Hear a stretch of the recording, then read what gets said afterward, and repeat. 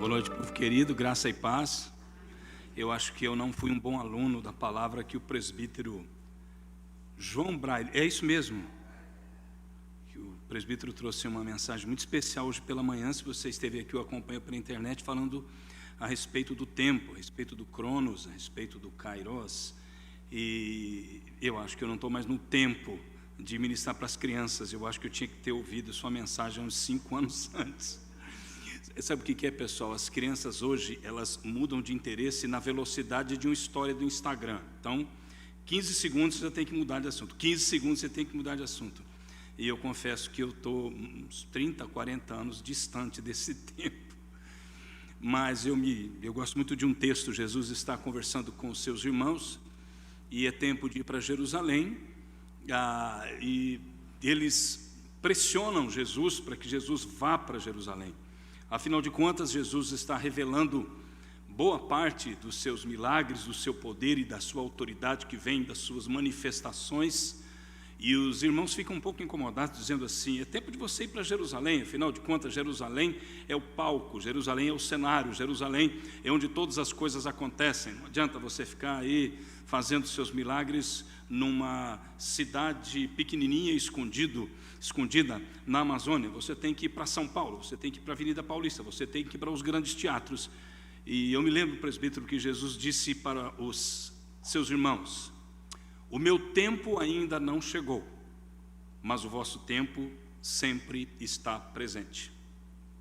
O meu tempo ainda não chegou, mas o vosso tempo, o tempo de vocês, sempre está presente. De alguma maneira existe um Kairos, que é o tempo absoluto de Deus para mim, todos os dias, de aprender, de servi-lo. Eu peguei o finalzinho hoje aqui da conversa, e uma irmã me deu curiosidade de virar, mas eu não virei, não sei qual foi a irmãzinha que falou a respeito de algo que havia afirmado o reverendo Arival Dias Casimiro, de que nós não somos voluntários para fazer alguma coisa. Voluntariado no Brasil é uma coisa muito complicada. Em alguns países do hemisfério norte, voluntariado, se alguém se assume como voluntário, você pode esquecer, ele assume mesmo. Mas no Brasil, nós somos voluntários desde que eu tenha tempo, desde que eu esteja bem, desde que. Então existe uma infinidade de desde que, de modo que o voluntariado se torna um quase que representativo, significando descompromisso. Quando eu quero, E a irmãzinha lembrou-nos muito bem de que nós de fato somos servos. E, portanto, o nosso tempo de servir sempre está presente. Portanto, eu espero servi-los com fidelidade nesse momento, espero servi-los com fidelidade ao longo desse tempo que tem a MEAP, tem o Senhor me reservado servir a MEAP em 3 áreas básicas, sobretudo 2 áreas, uma delas, a área de mobilização, que significa visitar as igrejas e contribuir com as igrejas ou com as lideranças das igrejas locais para mobilizar o povo de Deus, para tomar então atitudes e posicionamento. A palavra mobilizar é uma palavra muito ligada ao exército, às forças armadas. Mobilizar significa colocar de prontidão. Então, um dos meus privilégios é contribuir com as lideranças, que de fato cabe ao Espírito Santo de Deus mover as lideranças locais para ajudá-los a estarem sempre prontos para servir. E então a minha tarefa é contribuir de alguma maneira para ajudá-los nessa mobilização. E eu espero mobilizar o seu coração agora, a partir de um vídeo. Esse vídeo, na verdade, eu vim para cá para ministrar para as crianças. Em cima da hora, o pastor Nath falou: vem também para ministrar à noite para os adultos. Então, o vídeo que você vai ver agora, da Missão Evangélica de Assistência aos Pescadores, foi reservado para as crianças. E tem muito a ver com uma das canções que nós entoamos, falando de gratidão. Portanto, com algumas semanas, eu digo com 2, 3 meses de atraso, aqui vai a minha gratidão, em nome da MEAP, porque muitas igrejas participaram de um projeto, de uma campanha que nós temos no final do ano, para levantar recursos, para presentear as crianças das nossas comunidades. Então, se esse vídeo estiver pronto, alguns flashzinhos para você conhecer um pouquinho deste momento que aconteceu, do tempo de Deus de alegrar o coração das crianças e também de projetar para elas um futuro debaixo da graça do Eterno.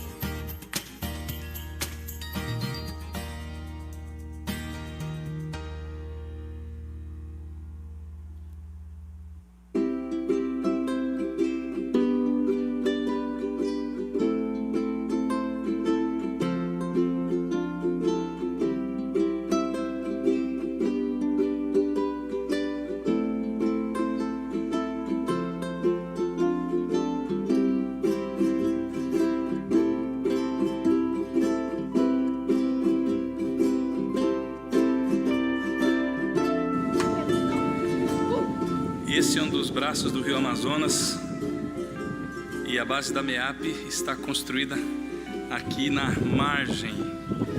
Nós estamos no arquipélago de Marajó. Esses meninos aqui estão pegando taperebá, que dá um suco maravilhoso. Essa galerinha aqui faz parte do projeto da MEAP Docilar. Acabaram de ensaiar uma cantata maravilhosa e eles estão apanhando aqui para pegar o tal do taperebá. Ala sério, hein, guri?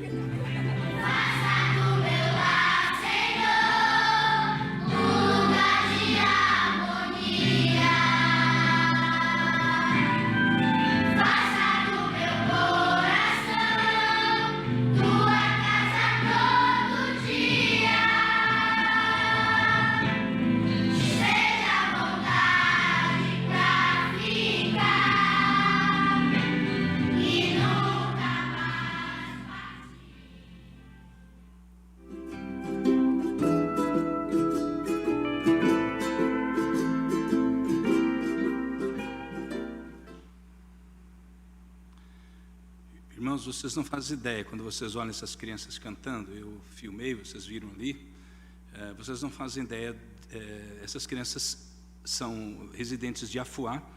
Afuá é uma das cidades do arquipélago de Marajó. O arquipélago de Marajó tem, se não me engano, 16 municípios, e dos 20 municípios do Brasil com os menores índices de desenvolvimento humano, 6 estão em Afuá.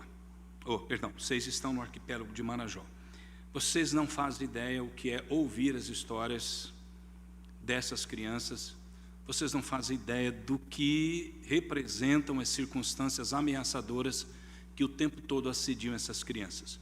Portanto, se você desejar participar do nosso ministério, ainda mais, a igreja já participa de muitos ministérios, eu estou muito ciente com respeito a isso, mas eu entendo que existem momentos muito especiais em que Deus toca o coração ou os corações de irmãos num determinado momento. Lembrando da nossa experiência pela manhã com a palavra, há um tempo especial de Deus. Deus desperta o meu coração, o seu coração.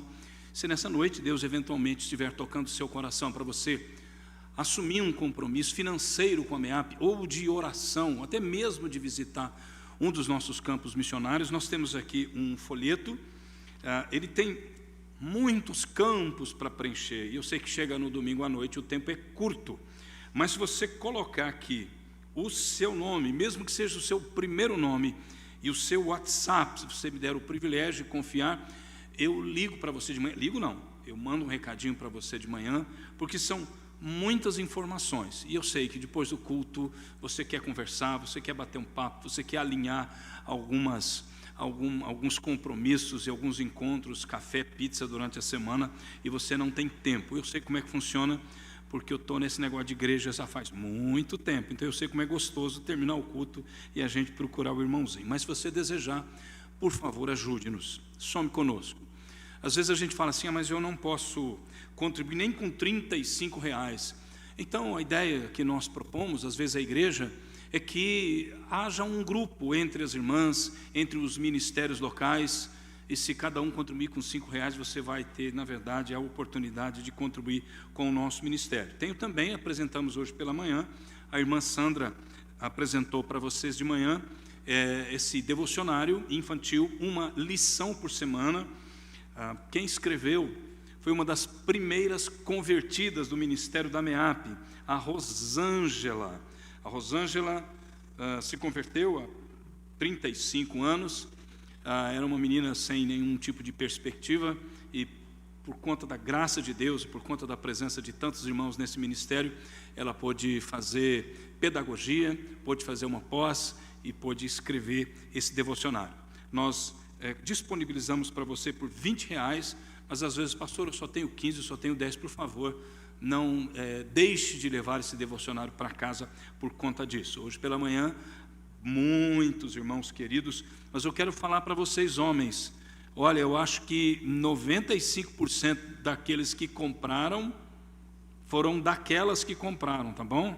Então você faz favor de não se desviar por aqui, para lá e presentear. Tá bom? Agora, se você não puder, se você estiver envergonhado, não tem problema não. Dá o cartão para sua mulher e ela faz isso por você, tá certo? Fique em paz, nós não fazemos conta disso não. Irmãos queridos, muito obrigado pela oportunidade então de compartilhar com vocês. Nós estamos também nos preparando para o mês da travessia missionária, mês de junho, mas para tanto eu vou passar para o conselho da igreja, para o reverendo Knight, tudo aquilo que diz respeito ao mês do pescador. Mas agora vamos para a palavra de Deus. E deixa eu tentar ser fiel ao horário aqui, meus queridos. Porque se eu demorar muito, você vai embora rápido e não pega o folhetinho, não é verdade? Aí você vai poder ter a desculpa, pastor, o senhor não ajudou, a gente foi embora porque o senhor demorou muito. Então vamos lá. Falando mais uma vez do tempo de Deus. Falando mais uma vez do tempo de Deus. Na carta aos Romanos, o apóstolo Paulo compartilha com os crentes em Roma, uma igreja que ele não conhecia, a maravilhosa carta aos Romanos, que aparece numa das obras do teólogo suíço Calbart.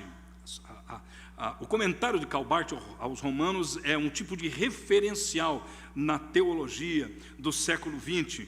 Mas há um verso aqui, ou um versículo, que chama muito a atenção, sempre chamou muito a atenção. Romanos capítulo 15, versículo 29, o apóstolo Paulo, que já conversaram um pouquinho, que já escreveram aos romanos, dizendo, olha, estou tentando conversar com vocês, estou tentando visitá-los, e Paulo já vai amarrando, costurando, fazendo um tipo de acordo, olha, eu vou para Roma, e daí vocês me enviam para a Espanha. O apóstolo Paulo sabia levantar oferta, pessoal. Eu vou aí, a gente compartilha, e vocês já vão preparando uma oferta, porque de Roma eu vou para a Espanha. Mas é interessante o que Paulo diz no versículo 29.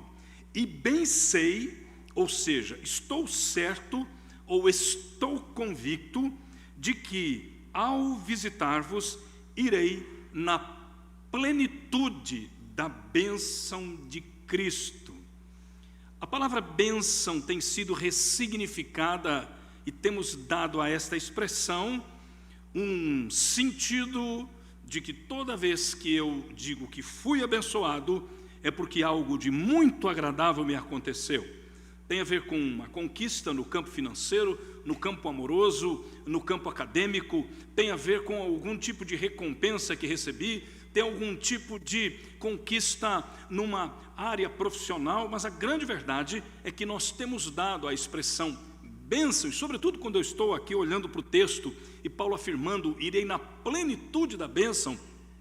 Se fosse hoje, imaginaríamos que os teólogos, os coachings e os teólogos da prosperidade interpretariam esse versículo do seguinte maneira: bom, se Paulo vai para Roma, ele vai de primeira classe pela Emirates, talvez seja a companhia aérea cuja passagem é a mais cara do mundo, ou a Qatar, seja qual for.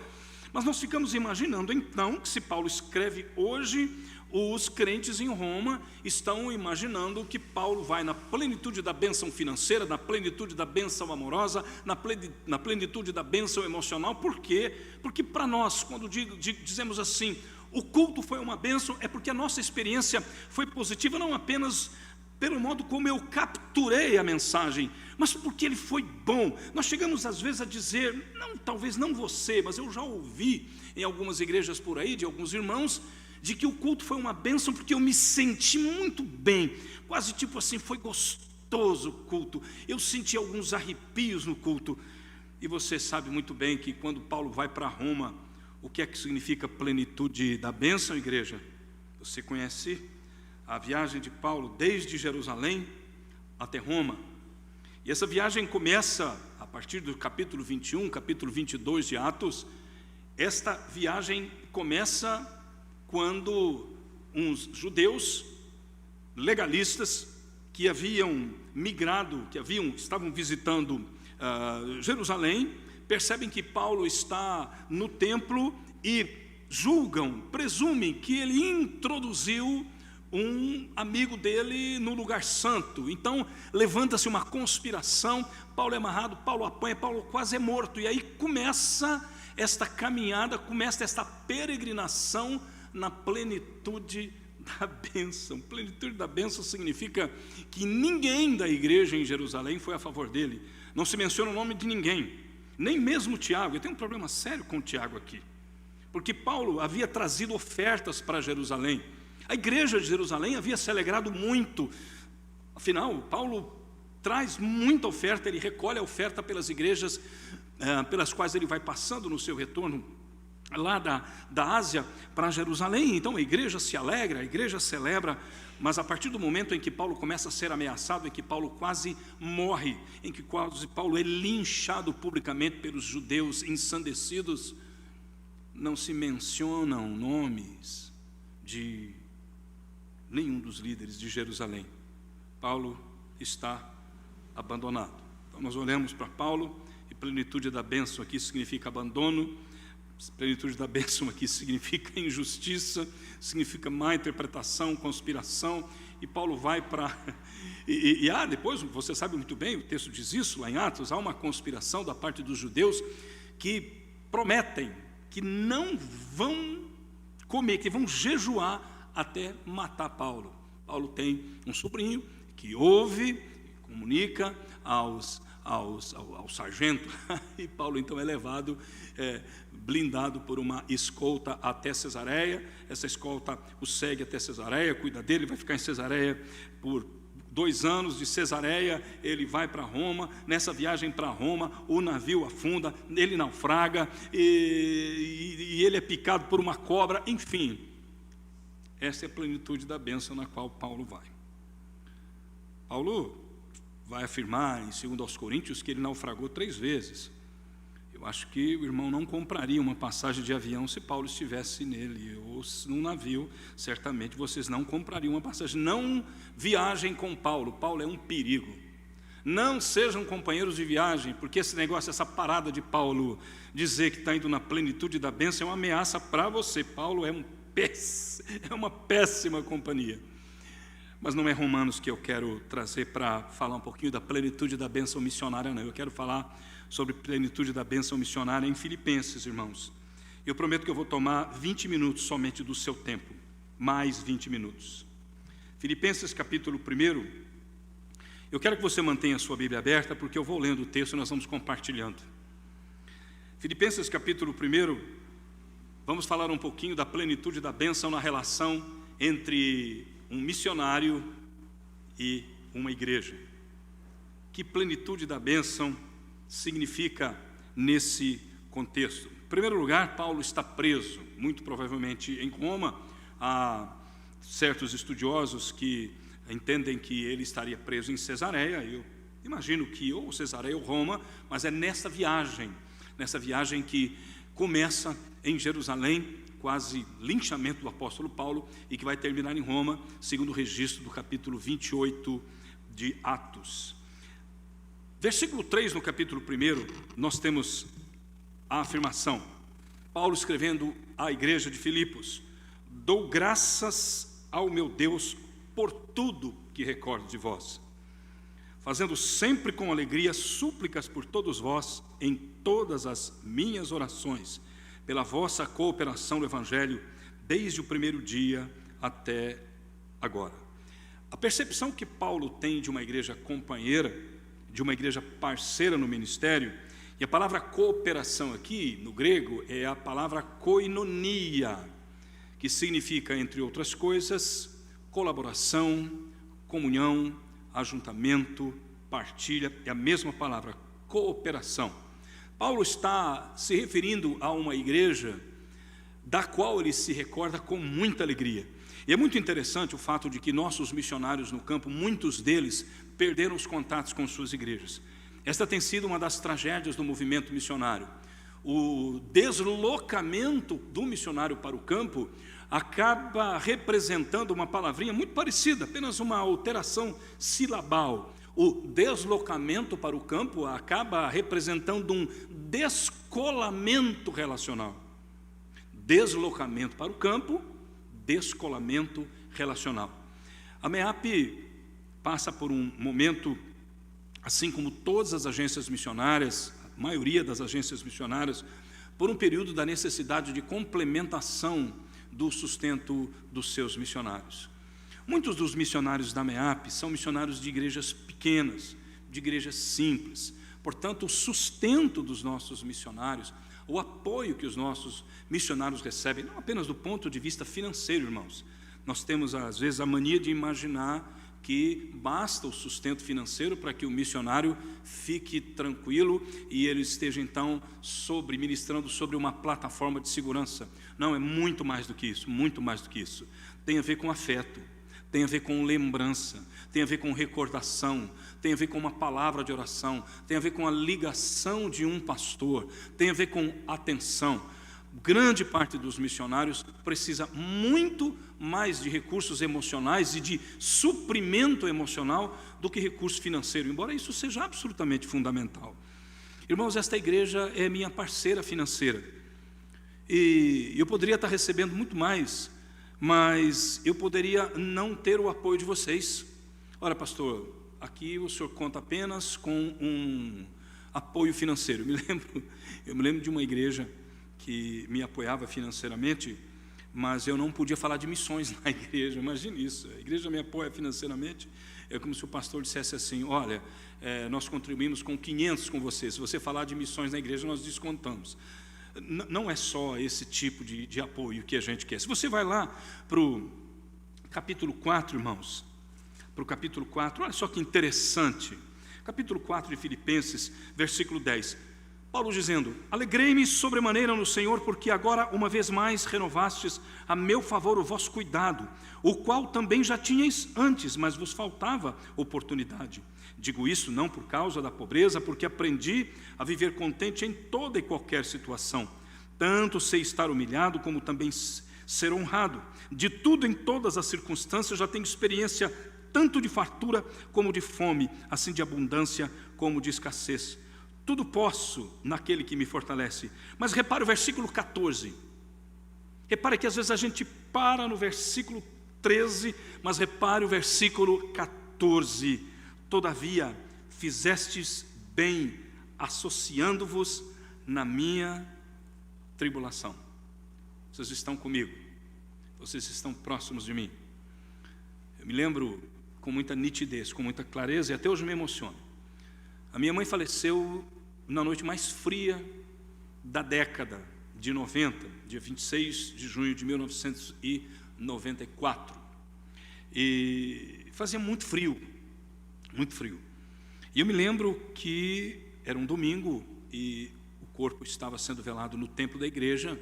Meus pais foram, por por muitos e muitos anos, por décadas, membros da igreja presbiteriana de Juquiá, Vale do Ribeira, de onde eu sou. E eu tenho um primo muito querido. E esse primo muito querido não me dirigiu uma palavra. Mas é muito interessante que comecei a perceber que ele ficava sempre num lugar onde eu podia vê-lo. Se eu estava assim no templo, ele ficava numa posição onde eu podia vê-lo. Eu passava por um espaço aberto entre o templo e o edifício de ensino, ele se movia para lá, eu subia para tomar, ele passava o tempo todo num lugar onde eu podia vê-lo. A mensagem que ele emitia, a mensagem que ele transmitia era muito clara, foi muito clara para mim. Não sei o que te dizer, não sei como lhe ajudar, mas tenha certeza de uma coisa, eu estou aqui. Igreja querida, olha o apóstolo Paulo dizendo: dou graças ao meu Deus por tudo que recordo de vós. Uma das maiores bênçãos de uma igreja é a oportunidade de poder marcar a história de pessoas. Não estou me referindo exclusivamente agora a missionários, mas pessoas que passam por vocês, que passam por nós, que passam e têm experiências conosco nas mais variadas vertentes, e quando estão longe de nós, no momento de crise, lembram-se da igreja, lembram-se do pastor, sabem com quem podem contar. Hoje eu ouvi pelo menos a parte final aqui da reunião da escola dominical, e se me permitem fazer uma sugestão, adotem, talvez não para este ano, mas adotem um currículo missionário. Adotem para a escola dominical, gastem aí 3 meses para um currículo missionário, para que as crianças, os jovens, os adolescentes saibam a respeito de missão. Estou me lembrando de uma expressão, de uma afirmação de um dos mais extraordinários missiólogos, David Bosch, sul-africano, escreveu uma obra que foi um ponto de inflexão do movimento missionário ou do pensamento missiológico moderno. Ele dizia assim: não é a igreja de Deus que tem uma missão no mundo, é o Deus da missão que tem uma igreja do mundo. Parece um jogo superficial de palavras, mas repare, é o Deus da missão, é o Deus que tem um propósito, é o Deus que tem uma missão, e portanto escolhe uma igreja, escolhe pessoas, escolhe famílias, e habilita, e capacita, e transforma, e prepara, e envia, ou prepara, sedimenta para poder apoiar. E eu fico sonhando nesse tipo de igreja da qual nós nos recordamos e lembramos: poxa vida, faz tanto tempo que eu não vejo os irmãos, mas como é bom, como faz bem ao coração poder me lembrar daquela igreja. E Paulo se recorda e agradece, e Paulo agradece pela cooperação desde o primeiro dia até agora. Eu fico pensando, você se lembra de como foi a chegada de Paulo, qual foi a experiência de Paulo em Filipos? Ora, Paulo havia discutido com Barnabé, finalzinho do capítulo 15 de Atos, por conta de João Marcos. Houve uma contenda de tal natureza, de tal intensidade, que Paulo toma Silas como companheiro, Paulo toma Silas como companheiro, Barnabé adota João Marcos, vai para Chipre, e Paulo então visita as igrejas, e quando ele chega num determinado momento, mais uma vez falando do tempo, ele então planeja visitar a Bitínia, não consegue, planeja visitar, não pode, e de repente as portas vão se fechando, até que numa visão, um cidadão macedônio lhe aparece e diz: passa a Macedônia e ajuda-nos. Então Paulo muda os planos e vai para Macedônia e vai para Filipos, e quando ele chega em Filipos, não tem uma sinagoga, muito provavelmente não havia uma sinagoga, porque as primeiras pessoas que ele encontra são mulheres. Lídia, ali no lugar de oração, e depois tem uma outra mulher dando trabalho, não Lídia, mas agora uma menina possessa que servia, e Paulo vai tendo encontros, e de repente Paulo desmancha as atividades financeiras de um determinado grupo, e ele é preso, ele é açoitado, e de repente ele vai para a prisão, e ele Silas. Este é o contexto do encontro de Paulo com Filipos, e esta é a igreja que se torna a grande parceira de Paulo na evangelização. E portanto, eu gostaria de perguntar para todos nós, qual seria a percepção de Paulo a respeito da igreja presbiteriana de São José dos Campos? Pastor Knight, é a igreja presbiteriana central de São José dos Campos, ou é só Igreja Presbiteriana de São José dos Campos? Bom, eu sempre sei primeira igreja central, eu fico nessa confusão. Bom, irmãos queridos, então pergunte para o apóstolo Paulo, o que o apóstolo Paulo diria? Eu não sei se, deixa eu perguntar para as mulheres aqui, minhas irmãs queridas, quando vocês se vestem, quando vocês perguntam para os seus maridos às vezes fazem uns comentários meio sem noção a respeito do que vocês estão vestindo, né? Ô povo sem noção, né? Como diria a Magda, ô povo sem loção. Gente, então, mas as mulheres sabem, mas vocês sabem para quem perguntar a respeito de como vocês estão trajadas, não sabem? Vocês sabem como perguntar. As pessoas que vão dizer para vocês se vocês estão de fato elegantes, se a maquiagem combina com o cílio, se o cílio combina com o cabelo, se o óculos combina com o cinto, se o cinto combina com a bolsa, se a bolsa combina com o relógio. Vocês fazem essas matemáticas todas que eu não sei se o ITA já conseguiu resolver, ter uma equação que caiba dentro desses desafios. Mas a gente precisa aprender a perguntar a opinião de quem entende. A opinião de quem entende. Cadê o irmão que é professor de física? Cadê? Levante a mão. O irmão que estava aqui hoje. Cadê o irmão? Está lá. Meu Deus do céu. Se você soubesse as péssimas lembranças que eu tive de física, até hoje eu sonho com o meu professor de física, porque de física eu não sei absolutamente nada. Absolutamente nada. Então, mas qual é a opinião que Paulo teria da igreja? Não a opinião que eu tenho da igreja. Não uma opinião, mas qual é a opinião que o apóstolo Paulo tem da igreja? Será que é esta opinião aqui? Será que esta é a percepção que o missionário e teólogo Paulo tem das nossas igrejas e das nossas comunidades? É bom poder perguntar para Paulo, mas como Paulo não está entre nós, é bom perguntar para a Escritura, porque Paulo está aqui em todas estas cartas. Então pergunte para Filipenses, pergunte para aquilo que Paulo escreveu. Paulo se recorda, Paulo tem uma experiência extraordinária de lembrança, ele tem saudade da igreja, a igreja faz bem a Paulo. Agora eu quero falar de um segundo ponto, qual a experiência não apenas que Paulo, não a percepção que Paulo tem de uma igreja missionária, mas a experiência é a percepção que Paulo tem de sua própria missão, como é que ele se percebe na missão, porque aqui nós temos um problema. Na verdade, esse problema ele é colocado para a gente de uma maneira muito clara na segunda carta de Paulo aos Coríntios. Por quê? Porque Paulo passa por muito sofrimento, por muita provação, Paulo apanha muito, Paulo naufraga muito, Paulo é uma péssima companhia para os seus companheiros.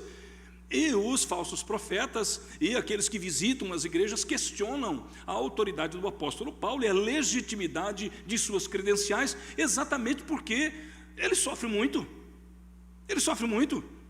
Afinal de contas, como é que pode um homem com esta autoridade, com a intimidade que ele presume, que ele alega ter com Deus, passar por esse nível de provação e por esse nível de privação? Como é que um homem que tem tal intimidade e coloca-se como um apóstolo fora de tempo, mas um apóstolo, e portanto esses falsos profetas e falsos apóstolos vão disseminando, vão semeando e vão contaminando a igreja, dizendo: olha, Paulo não é bem aquilo que ele diz que é, pessoal. Paulo não é bem aquilo que ele diz que é. E muito provavelmente alguns crentes em Filipos começam de fato a duvidar. Mas por que Paulo está passando por tudo isso? Por que ele precisa passar por tudo isso? Então qual é a percepção que Paulo tem de si mesmo? Qual é a percepção que Paulo tem da missão que ele mesmo realiza? Repare, versículo 12. Irmãos, quero cientificar-vos, quero dar ciência a vocês, quero que vocês tenham uma percepção muito clara do que está acontecendo comigo. Do que está acontecendo comigo. Preste bem atenção. Isso também para os teólogos da prosperidade. As coisas que me têm acontecido têm antes, ou do modo provavelmente oposto ao que muitos têm pensado, vai numa direção contrária ao pensamento dominante daqueles que presumem e entendem que intimidade com Deus é blindagem de todo e qualquer sofrimento. Todas estas coisas têm contribuído para o progresso do Evangelho. A percepção que Paulo tem de si mesmo e de sua vocação é que importa que o Evangelho avance e seja pregado. E ele vai começar a dizer aos filipenses: olha pessoal, pensem bem, as minhas cadeias, versículo 13, se tornaram as minhas cadeias em Cristo. Vejam só, as minhas cadeias em Cristo. Paulo está dando aqui uma explicação. Por que eu estou encarcerado? As minhas cadeias têm uma explicação: Cristo. Eu estou preso por conta de Cristo, por causa de Cristo, pelo amor a Cristo, pela fidelidade a Cristo, pela honra a Cristo, pelo amor que eu tenho por Cristo e por sua obra.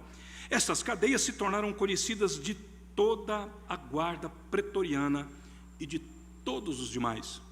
Isso vai acontecer lá na frente, quando Paulo toma um dos navios e ele vai parando naqueles portos todos. Ele vai dizer para o capitão: olha, capitão, de boa, é bom que a gente não viaje, porque se viajar vai ser ruim para a gente.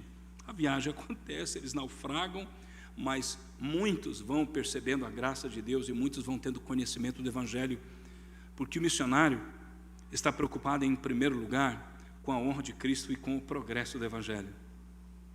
Então é preciso que a gente pergunte, para tanto sofrimento em 2 anos de pandemia, dia 18 de março agora, fez 2 anos, eu estava no dia 18 de março de 2020, eu estava em Petrópolis. Tenho amigos muito queridos no Rio de Janeiro, eu estava em Teresópolis, Petrópolis, quando começou aquele negócio todo, e eu não sabia nem como sair de Petrópolis, porque os últimos ônibus de Petrópolis sairiam até o meio-dia. Eu peguei um ônibus às 8 horas da manhã para pegar um avião no Santos Dumont, e foi um tempo muito difícil para todos nós. Agora, não é possível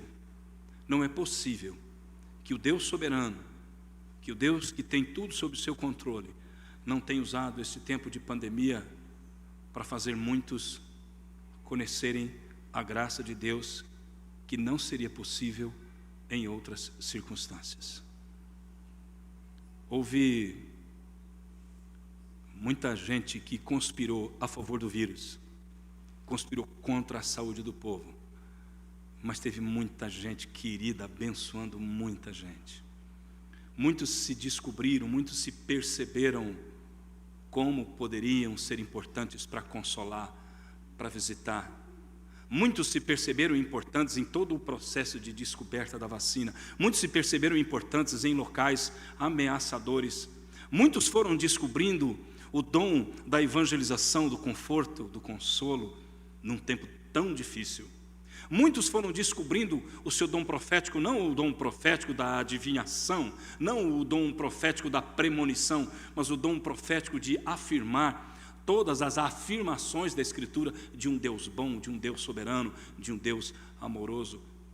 Portanto, Paulo está dizendo: pessoal, durante esse tempo de pandemia, as coisas têm contribuído para o progresso do Evangelho. Eu duvido que você tenha saído pior da pandemia, você saiu melhor. Muita gente saiu pior, mas muitos de nós saímos muito melhores da pandemia, muito mais generosos. Irmãos, quando eu cheguei em casa, eu morava em Barueri, no dia 18 eu cheguei em casa, eu disse: meu Deus, o que vai ser de mim? Nós que vivemos da generosidade das ofertas, o que vai acontecer conosco? Muitos pastores, o que vai acontecer? Não sei se o conselho da igreja passou por isso, mas muitos pastores passaram por isso. Meu Deus, o que vai acontecer agora?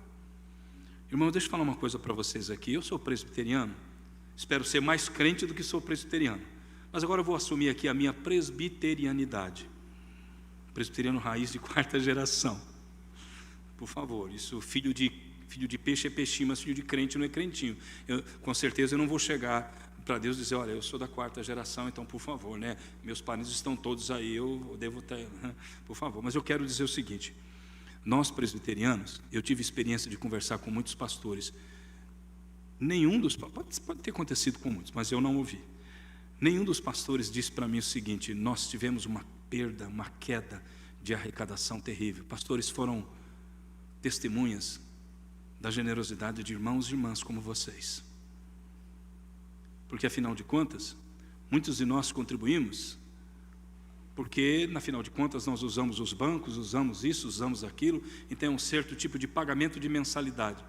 Mas como foi bom você ter passado pela pandemia e continuar fiel, e poder agradecer a Deus e dizer: Senhor, muito obrigado pelo teu cuidado. Queridos, Paulo está afirmando isso categoricamente.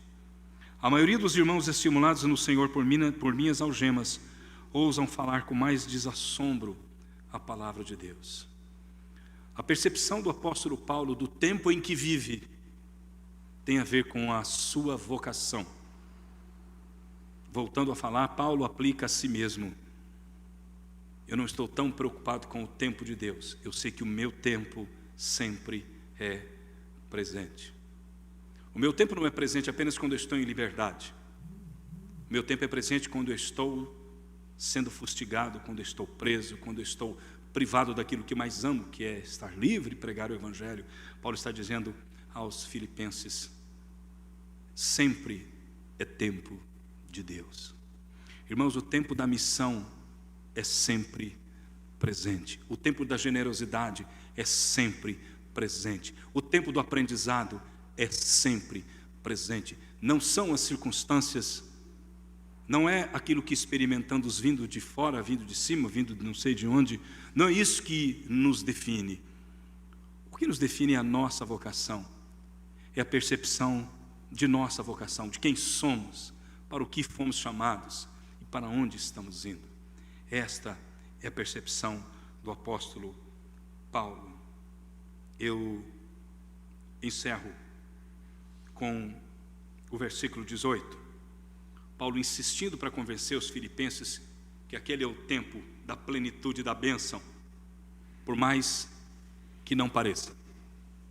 Por mais que não pareça, capítulo 1, versículo 18. Todavia, que importa? Uma vez que Cristo, de qualquer modo, está sendo pregado, quer por pretexto, quer por verdade, também com isto me regozijarei, sempre me regozijarei. Fique então essa palavra de encorajamento para os irmãos. Estas duas percepções. Qual é a percepção de Paulo de uma igreja missionária? É aquela que nós procuramos descrever aqui.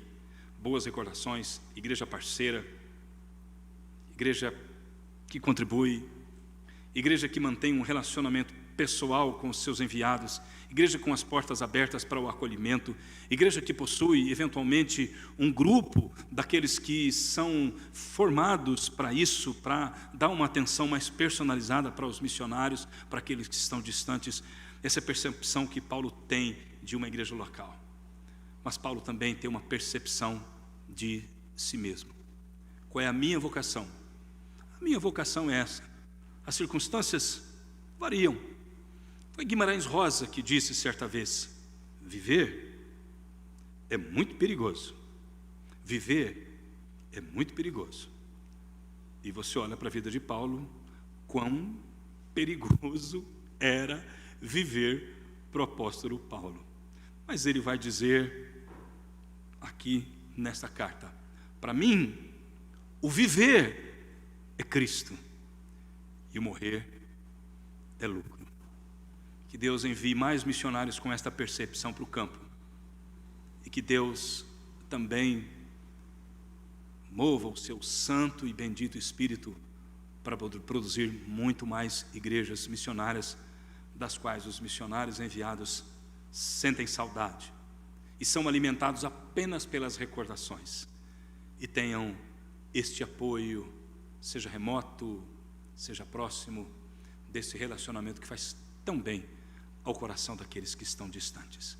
Que Deus abençoe muito a sua vida, que tenhamos todos uma ótima semana, e que hoje voltemos para os nossos lares, mas nos lembremos daquilo que foi ministrado hoje pela manhã.